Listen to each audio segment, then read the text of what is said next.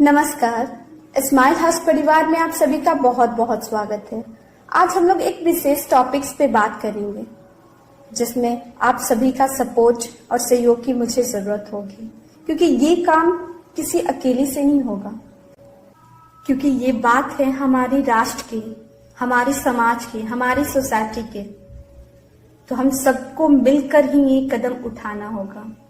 तो चलिए स्टार्ट करते हैं और जानते हैं कि कैसे हम लोग अपने राष्ट्र को खुशहाल राष्ट्र बना सकते हैं, ताकि हमारे बच्चे का फ्यूचर सिक्योर हो जाए।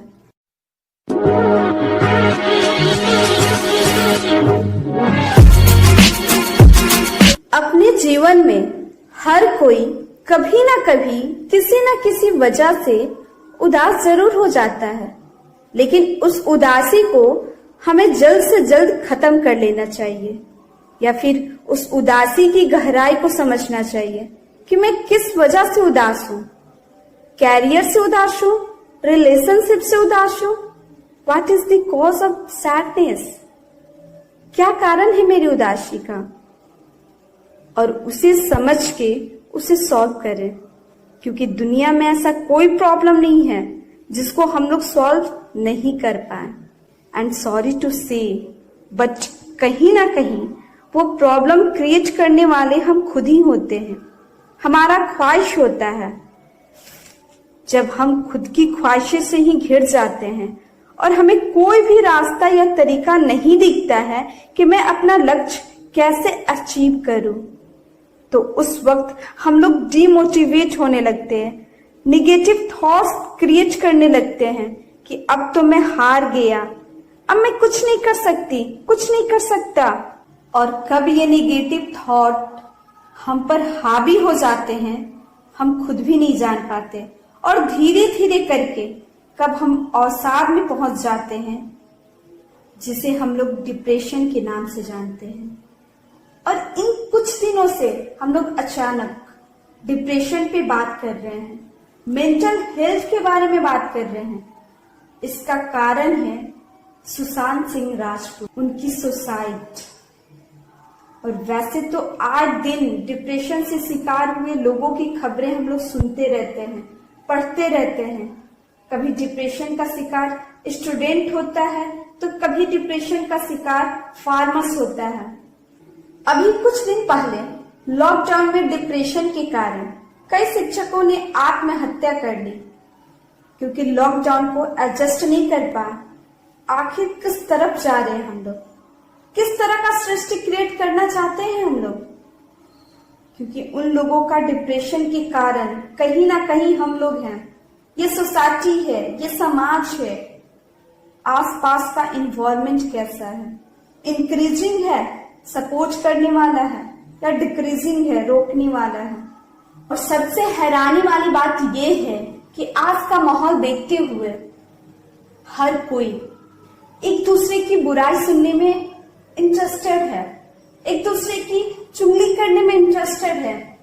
जब दो सुपरस्टार आपस में लड़ाई करते हैं तो हम लोग काफी पसंद कर रहे हैं, हम लोग एक दूसरे को मजाक उड़ाने में काफी एंजॉय कर रहे हैं, जबकि रियलिटी में मजाक नाम का कोई शब्द ही नहीं है, बस मन बहलाने का तरीका है। अगर किसी ने आपकी बातों पर रिएक्शन कर दिया तो हम ये कह के टाल देते हैं, अरे मजाक कर रहे थे, और रिएक्शन नहीं किया तो सोचते हैं आज तो मैंने उसकी बोलती बंद कर दी। एक इंसान बहुत हिम्मत करके अपने लक्ष्य की तरफ चलना शुरू करता है कि हजारों लोग उसे डिमोटिवेट करते हैं, उसे रोकने के लिए रेडी हैं। कहाँ जा रहे हैं हम लोग? आज वेस्ट हम लोग से योगा सीख रहा है, स्पिरिचुअल सीख रहा है, मेडिटेशन सीख रहा है। हम लोग ड्रग्स लेना सीख रहे हैं, लड़ाई करना सीख रहे हैं, दूसरों को नीचा दिखाना सीख रहे हैं। हमारी संस्कृति हमें ये नहीं सिखा। कहाँ भटक गए हम लोग? अगर आज हम लोग अपनी संस्कृति को समझे होते तो आज लोग डिप्रेशन के शिकार नहीं होते।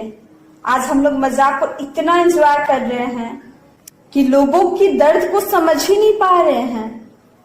सोशल मीडिया के लाइक कमेंट्स के इतने आदी हो गए हैं कि हम अपनी काइंडनेस को भूल गए हैं। इंसान अपनी बातें इसलिए दूसरों से नहीं कह पाता है कि लोग मेरे दर्द के मजाक उड़ाएंगे, और यही सोच सोच कर इंसान ऊपर से तो मुस्कुराता रहता है, लेकिन अंदर ही अंदर वो अपने माइंड में एक बड़ा जंग लड़ रहा होता है। बहुत पहले मैं सोच रही थी, और बहुत सारे लोग सोचते होंगे, कि जो लोग आत्महत्या करते हैं कितने डरपोक होते हैं, कितने बुज़दिल होते हैं। लेकिन जब मैंने अपने लाइफ में एक्सपीरियंस की कि सफलता पाने के लिए कितना कुछ सहना पड़ता है, कितना कुछ सेक्रीफाइस करना पड़ता है, क्योंकि कोई भी इंसान खुशी से आत्महत्या करना नहीं चाहता। वो भी बहुत कोशिश करता है अपने आप को डिप्रेशन से ओवरकम करने के लिए, लेकिन उस समय उसके माइंड में इतने निगेटिव थॉट्स होते हैं, इतना ज्यादा वो निगेटिव हो चुका होता है कि डिप्रेशन से ओवरकम करना उसके लिए मुश्किल हो जाता है। उस वक्त उसे सपोर्ट करने के लिए, मोटिवेट करने के लिए अपनों की जरूरत होती है, जो उनकी दर्द को समझ पाए। और ये बदलाव ऐसे ही नहीं आएगा, बल्कि मैं, आप और हम सबको मिलकर ये बदलाव को लाना होगा। सो प्लीज किसी के बारे में बिना कुछ समझे मैसेज या कमेंट्स मत करें। अपनी संस्कृति को हम लोग फिर से समझें और अपनी नेचुरल बिहेवियर को फिर से एक्टिव करें, जो कि दया, करुणा और स्नेह से भरपूर है, ताकि फिर कोई व्यक्ति डिप्रेशन का शिकार ना बने। तो खुश रहिए और सबको खुशियां बांटते रहिए, क्योंकि खुश रहने का मतलब यह नहीं कि सब कुछ ठीक है। इसका मतलब यह है कि आपने अपने दुखों से ऊपर उठकर जीना सीख लिया है। Thank you so much for listening and God bless you too.